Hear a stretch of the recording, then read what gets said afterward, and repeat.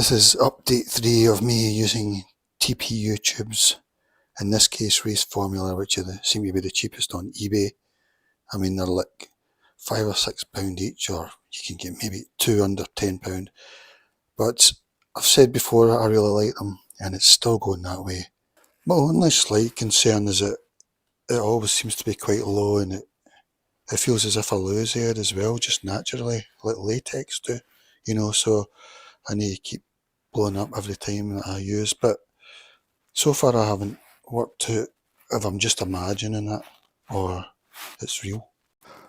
Also, I feel that I get to a certain PSI, say about 40, which isn't very high, and then it doesn't seem to be taking in anymore.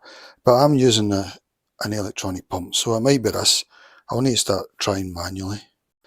Like I say, I might be imagining it, but these ones are only about 28 grams, which looks to be on the very light side, so I'm wondering if they're really thin, and maybe that's something to do with it. But it's just a minor annoyance for me because all the other benefits outweigh it greatly. I mean, I can't see me going back to butyl.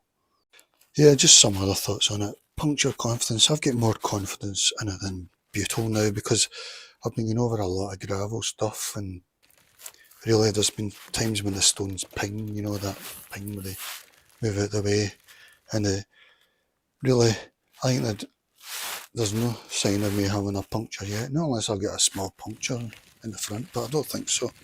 So, puncture wise, I mean, I'm starting to think that these tyres might do me until death, really. So, yeah, I think it's really doing good in that.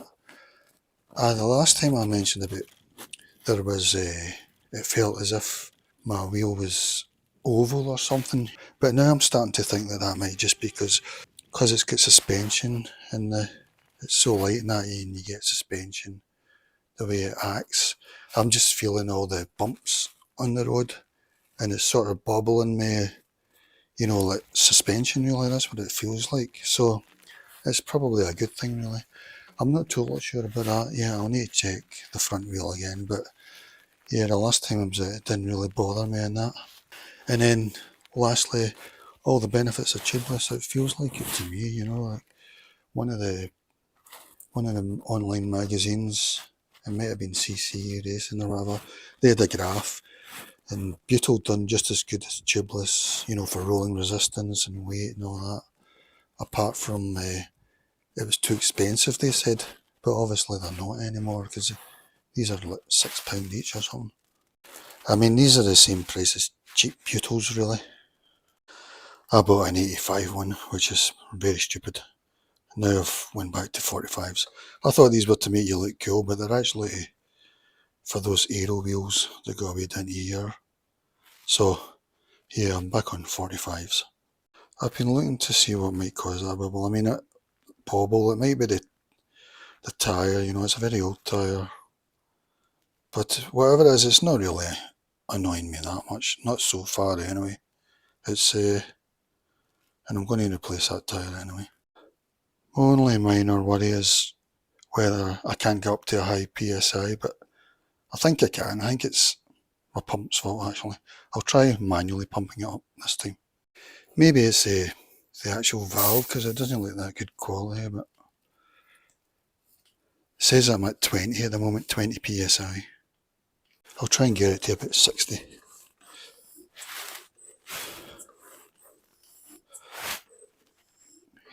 Yeah, it's definitely going up. I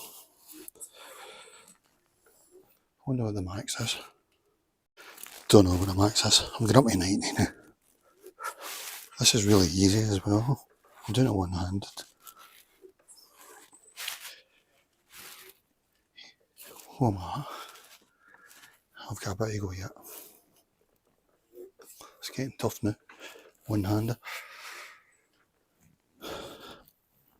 I'll just stop at 80. 80.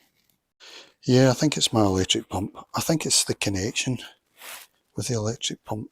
It's just probably not good enough, even though I'm using an adapter that screws on, but yeah, I'm up at 80 now.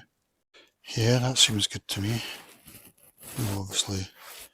No obvious bobbles, right? I'll take the tyre off, I'll let you see.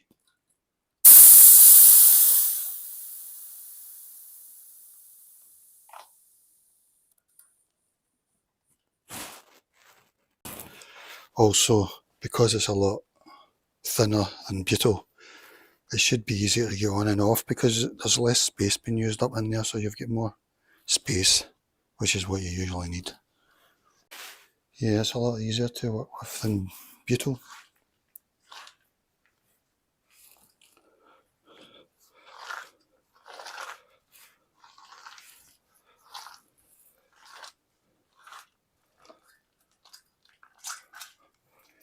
I'm going to replace that.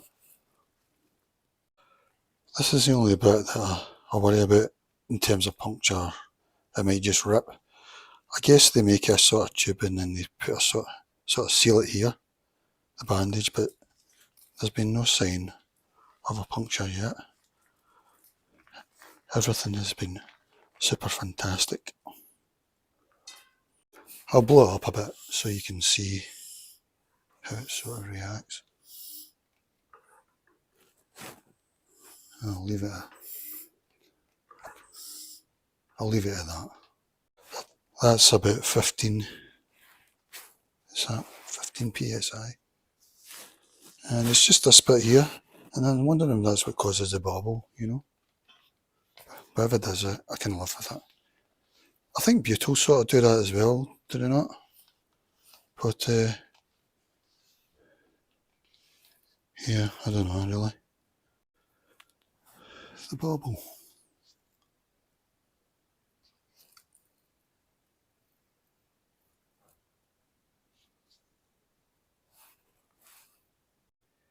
It's saying these are for 18 to 32mm wide, a 622 wheel, which is what I call it, 622mm. I refuse to call it 700C or 28 inch. It's 622. My wheel doesn't sound too good. I think my brake pad is touching. So that's my only concern in the structure. But I think butyl do that as well, so I don't know. This is the 45mm valve. I think it might be the valve that I have problems with, but with my electric pump. This doesn't seem so bad, this one.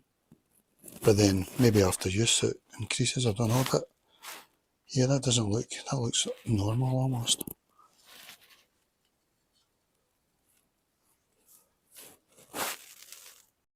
So maybe I was unlucky with the other tube, I don't know. But whatever, I'm not bothered anyway. I suspect the valves are poor quality, so maybe that's what lets it down.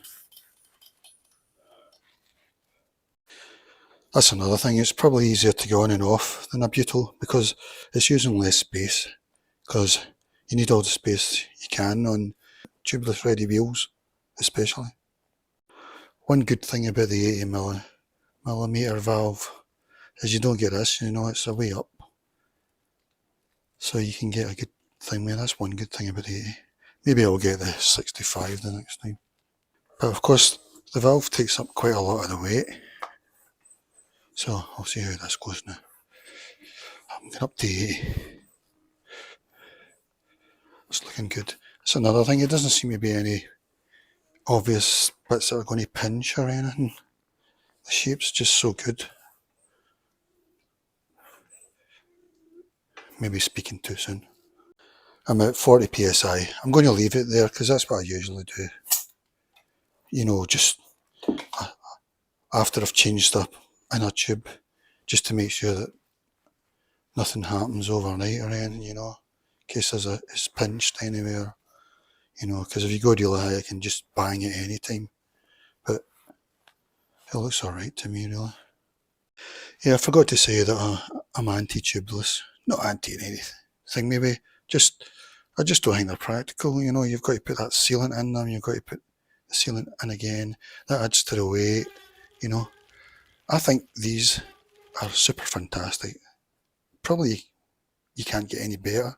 Not until the day the tubeless tyres don't use any sealant and they never have a puncture.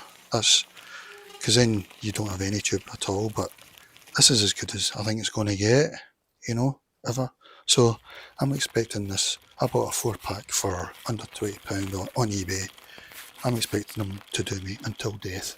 And not only that, I think I'm not expecting any punctures. I've got more confidence than butyls, considering some of the gravel I've went over and stuff, because I've got a Schwab Lugano on the back wheel, and that's not, it's got some puncture protection, but not much.